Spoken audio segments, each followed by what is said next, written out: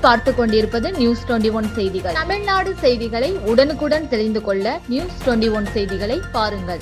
செஞ்சிக்கோட்டை உலக பாரம்பரிய சின்னம் யுனெஸ்கோ அறிவிப்பு. விழுப்புரம் மாவட்டத்தில் சுற்றுலா தலமாக உள்ள செஞ்சிக்கோட்டையை உலக பாரம்பரிய சின்னமாக யுனெஸ்கோ அறிவித்துள்ளது. உலக அளவில் புராதனமான இடங்களை யுனெஸ்கோ குழு ஆய்வு செய்து உலக பாரம்பரிய சின்னமாக அறிவித்து வருகிறது.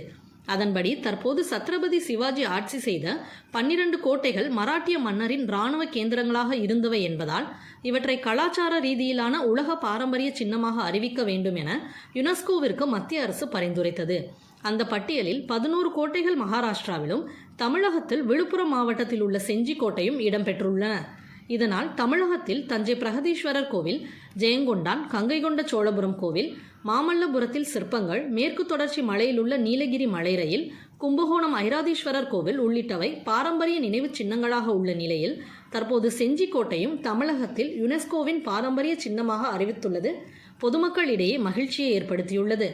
நியூஸ் 21 செய்திகளுக்காக அருண் பிரகாஷ். விழுப்புரம் மாவட்டத்தினுடைய பெருமைக்கும் வரலாற்று சான்றாக இருப்பது இந்த செஞ்சி. இந்த செஞ்சி 3 பெரும் கோட்டைகளை கொண்ட நகரம்.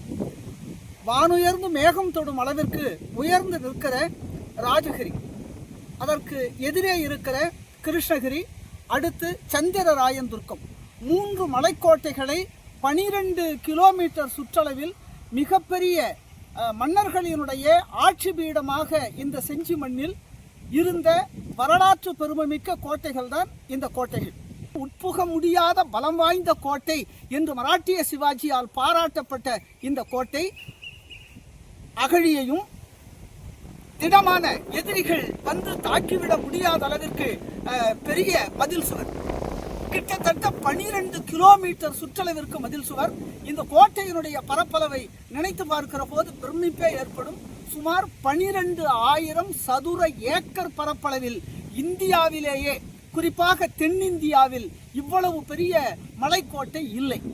மராட்டிய சிவாஜி இந்த கோட்டையை வலிமை பொருந்திய கோட்டையாக மாற்றுச் சுவடுகளை தனக்குள் பொதித்து வைத்திருக்கிற இந்த செஞ்சிக்கோட்டை உலக பாரம்பரிய சின்னமாக அறிவிக்கப்பட வேண்டும் என்பதற்காக யுனெஸ்கோ நிறுவனம் இன்றைய தினம் உலக பாரம்பரிய சின்னமாக அறிவித்து இந்த கோட்டை என்றும் உலகத்திலே இருக்கிறவர்களுடைய பார்வைக்கும், இந்தியாவிலே இருக்கிற பிற மாநிலத்திலே இருக்கிற மக்களும் தமிழகத்து மக்களும் வந்து பார்த்து பயணிக்கிற வரலாற்று சிறப்புமிக்க கோட்டையாக இந்த யுனெஸ்கோ இன்று அறிவித்திருக்கிறது உலக பாரம்பரிய சின்னமாக. அதற்கு செஞ்சி வாழ் பகுதி மக்கள் தாங்கள் எடுத்த முன்முயற்சி, தமிழக அரசு எடுத்துக்கொண்ட முயற்சி, மத்திய அரசு எடுத்துக்கொண்ட முயற்சி, இவைகள் அத்தனையும் இன்று யுனெஸ்கோ நிறைவேற்றி இருக்கிறது.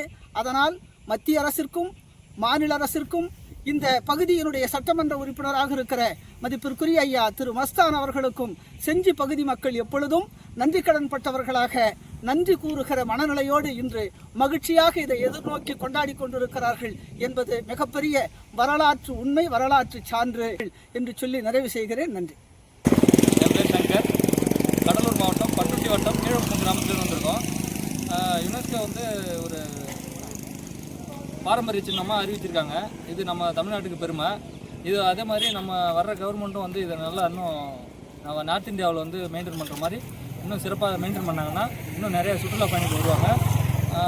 மேற்படிப்பு படிக்கிறவங்களுக்கும் நல்ல ஒரு உதவிகரமாக இருக்கும். நம்ம மூதாதையர்கள்லாம் எப்படி வாழ்ந்தாங்க, மன்னர்கள் எப்படிலாம் அரசாட்சி செஞ்சாங்க அப்படின்றத ஒரு நினைவு சின்னமாக இது இன்னும் அடுத்தடுத்த தலைமுறைக்கு நம்ம கொண்டுட்டு போகணும். சொல்லுங்கள். என்னுடைய பையன் பீட்டர். நாங்கள் வெள்ளூர் மாவட்டத்திலேருந்து வந்திருக்கோம். செஞ்சிக்கோட்டை பார்க்கலான்னு சுற்றுலாவுக்கு வந்திருந்தோம். யுனெஸ்கோ இந்த கோட்டையை அங்கீகரிக்கப்பட்டிருக்கு. இந்த கோட்டை மிகவும் சிறப்பாக இருந்தது. நாங்கள் போய் மேலெல்லாம் பார்த்தோம். மிகவும் அற்புதமாக கட்டப்பட்ட ஒரு கோட்டை. இந்த கோட்டையை இன்னும் மேலும் மேலும் புதுப்பித்து தமிழக அரசு நல்லதாக ஒரு சின்னமாக வேண்டும்.